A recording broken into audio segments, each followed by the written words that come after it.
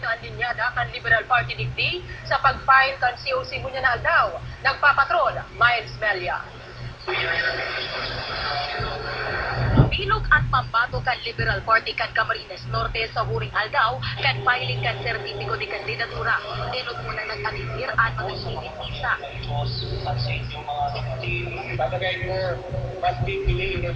Dangan nagpasiling sa Provincial Agro Center para ipabisto ang linyada. Sa Panginoon ni Gobernador Edgardo Taliado, mag-alas 11 kan magpasiring ang grupo sa Comelec. Kumpiyansa si Taliado sa Green Corner fight entre Kongresista Jojo Unico at si dating Gobernador Jesus Tipoco. Itong nakaraan nating 2 years, siguro isa po kayo sa mga witness o saksi kung nasaan po ang Camarines Norte ngayon. Kung ano po ba ang mga marami nating nagawa na nakita nyo para sa kolera po na amin nabigyan. At least tatlo kaming pagpipilian ng mga taga-Camarines Norte. Makakatampad naman ni si Gobernador Jonah Pimentel ang ninong sa kasal na si Roy Padilla Jr. Siguro sa paggalang ko sa kanya bilang ninong namin sa kasal ay nandun yung aking paggalang at takot sa kanya. But never in the field of politics. For what I have done in the past 18 years, fear is no longer in my vocabulary.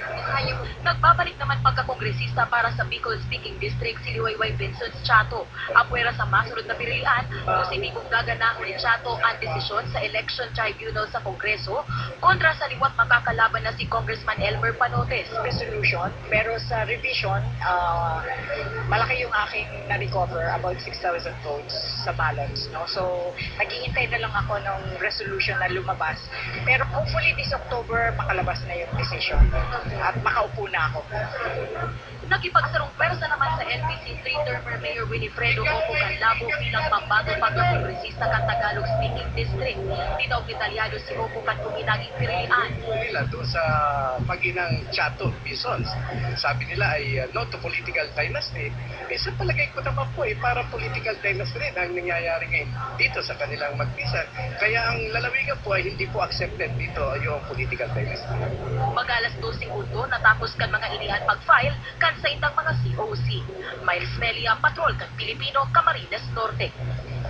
Aki ni Kongresista Ed Lagman, nagsumitar na ni